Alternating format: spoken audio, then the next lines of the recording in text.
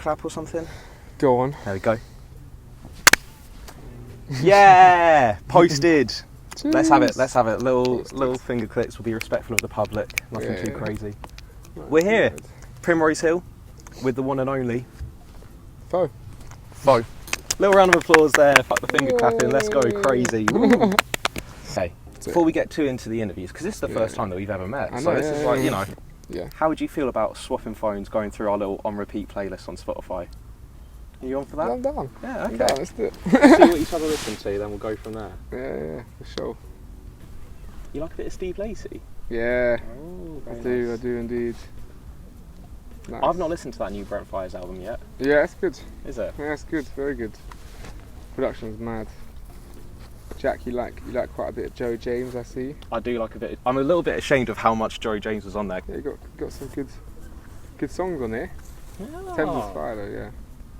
Shawn Mendes, don't think I didn't say that. What do you mean, huh?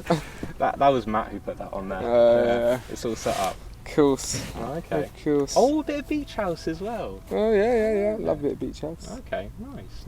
Yeah. Keep it eclectic. There we go. There you go, mate. Love to hear that. Perfect. Okay, now that we know each other very well, Yeah. ice has been broken. I think that a good place to start is where, because I've been listening to you for quite a while now. I'm a big fan of your music, you know. But I think the first thought of when I was like, I really want to interview him. The rollout of your album campaign has kind of been accidentally intertwined with my tale of unemployment at the minute. So I was at my dad's house, I was like applying for a job, I'm going for like social media bits and all that, and all those kind of questions that normally just get on my nerves so bad of, can you tell me a social media campaign that's really inspired you recently? And I was there thinking like, fuck this, don't want to do it anymore. And then I thought, you know what, I've been following the Opal Blues page, and I was like, he's been doing bits, so I done like a little thing about that, and then literally at that spot there, I think I sent you the message just being like, do you want to do an interview sometime? Oh, so sick. I mean, I'd be really interested to know like what was the process, the steps, like everything. How far back does the planning go beyond what we see on social media? That's a good question. I think a lot of it was, there's kind of it's split into different kind of categories, in a sense where a lot of it was planned, a lot of it was unplanned, and a lot of it came like kind of happened, kind of like just manifested itself. You know, I think when you're planning it yourself, there's a lot to think about. You know? And that was probably the most challenging part of the rollout, was actually just planning it, thinking about it, then planning it, and then actually doing it. So you know that there was quite a lot of elements to it. Elements and you know, fences I had to jump over, and like barriers, and you know, it was a whole kind of journey to like actually be able to roll out this album, you know. But I think I'm definitely happy and satisfied with how it's come out. But obviously, so we're here at Primrose Hill, the Primrose Hill adjacent, maybe. Yes. But that's quite a significant part of your album journey, I'd say. How you had the listening party here. What was the thought process behind that? I mean, when the album wasn't even mixed, but it was all recorded. I think it was like a first mix or some shit. And then I played it to my family after like a family lunch or whatever. And obviously your family are the people that support you the most, like the people that were there, they were ride or dies, isn't it? But you know, turns out one person was doing the dishes, one person was making a drink, one person was, do you know what I mean? Like, and I was like, how can I really get people to actually listen and like feel the experience and pay attention to the actual music itself? And then that's where I was like, okay, well, me and JP, we go to the park all the time and listen to our projects back to front and kind of just run around and have a good time. And just, you know, we look at each other, we know like we're listening to it, and I was like, you know what, I want to do this on a bigger scale. We haven't changed location because of the rain. We just fancied a change of scenery because we love nature so much, don't we? We wanted to be under this tree, this fantastic tree. You yourself dropped an album called Opal Blues. I did. And if you haven't listened to it, then listen to it. It's good. It's a good one. Thank you. Yeah. I just want to kind of like chat about a few of the tracks on there, and I think the first thing that I want to know is how long was that process from like beginning to end? It was the longest I've ever worked on anything. It feels like a blur to me, but it was definitely long. It started actually, I think, around the time Dubious released, last May, and like there was just, I got this beat and it was called Opal or some shit like that, from a producer called Yogic, who's produced quite a few of the songs on the project, and I was really inspired, and I like it kind of brought out this kind of new sound in me, this new kind of energy when making music, and it really felt like when I made that song Opal Blues, it felt like I leveled up instantly within that like one song with my voice and my ability in other ways, and yeah, that was like the beginning of it all. And then obviously from then till July 1st, that was when it came out, and so yeah, a year and a bit. Did you have that kind of like when you were at Primrose Hill, like after listening party, did you have that proper like sit back and look out moment of like, I've done what I needed to do now?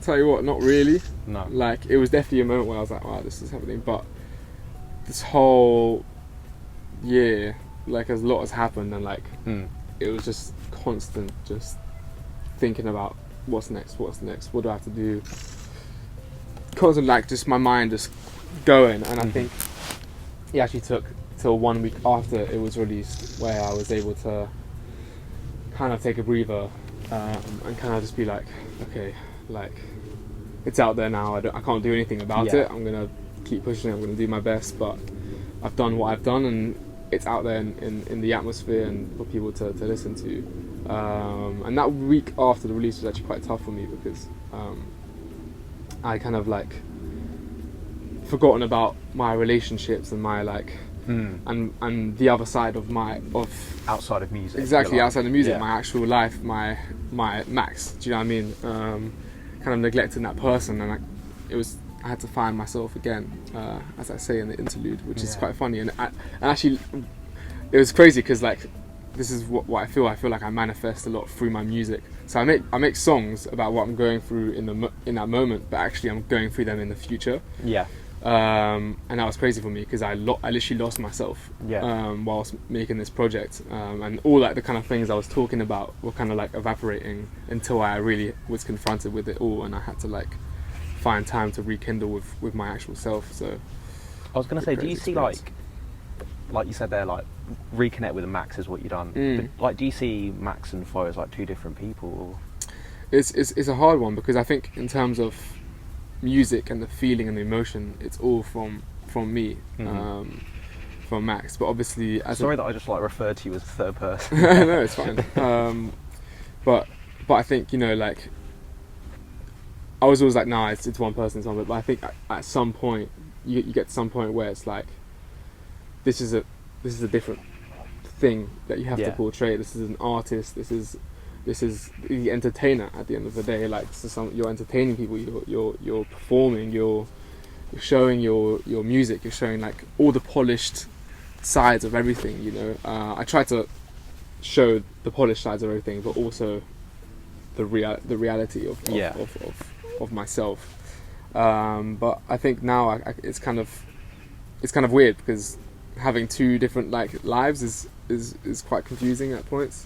But it's gotten to that stage now, so I think making sure that there's time for work and there's time to live a bit is important, and that's kind of what I've learnt more recently. So having Salamander as a last track, because I think there is like a big change in energy between Fruit de Demons and the one before, isn't it? It's a perfect end to the album, because the last song is what is it?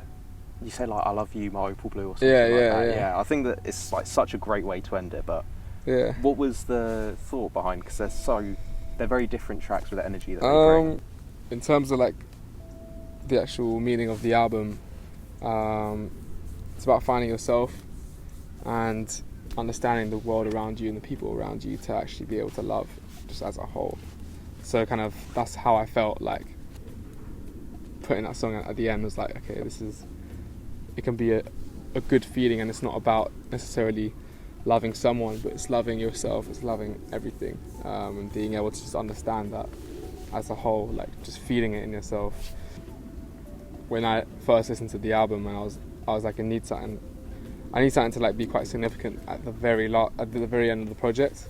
And for me, it's like, if you really listen to yourself, you're listening to your heartbeat. You're listening so deeply and you're so in that zone that you can just feel your heartbeat. And I felt like that was cool, I guess, to put that in. With the visuals that you've already got out, like for you've got the video out for Nights already. I've given you lots of compliments. I'm going to give you one last one. Thank you. When I did first hear that, and then when I saw the video, I fully got goosebumps from it. Really? Big time. Wow. Big time. It happened again recently. I was on the train and I was like, kind of falling asleep. Guy came up and checked my ticket. I think I asked him, "Oh, what day is it again?" Going into like little small talk, and he's like, "Yeah, time's flying past." And then he said, as he was walking away, days are getting shorter. And then I put my headphones back in, and then it was you going, "And then nights again longer." Hey. And I was like, "What the fuck?" That's mad. The odds of that happening are just crazy. But yeah, I mean, that video's mad. How was it filming all of that? Sick. Yeah. It's really like. He's a talented guy, isn't he? Oh yeah, Lozers. Yeah. He's my bro. Yeah, we just wanted to work together for a while, and obviously like we knew we had to come with force on the project that we worked on together. So we co-directed it, and it was for the budget that we had. It was a big idea and a big concept. Like we built a rig for like the shot. The beds we shot, built the whole we built the whole rig basically. So we had that done for like this house, and there's obviously complications when you got to have like 3-4 people pushing the rig with someone filming on it and then someone standing on it. But you know, we made it work, and he completely smashed it. Promo for the Nights video. It was that video of you in a house party scenario. Yeah. Of course. What was going on behind the scenes there? What led to that? I was just like, you know what? I'm quite an uncontroversial person. What if like people had an opportunity to see me slipping, basically?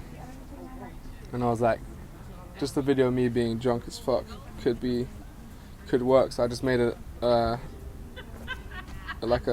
secret TikTok account, and got some Snapchat videos of me pretending to be drunk at this motive, and then posted it reposted on my story, being like, "Oh, someone please take this down. It's embarrassing." What was the kind of reaction that came from that then? A lot of like, you're like, that's a violation. Like, whoever filmed that is a cunt or whatever.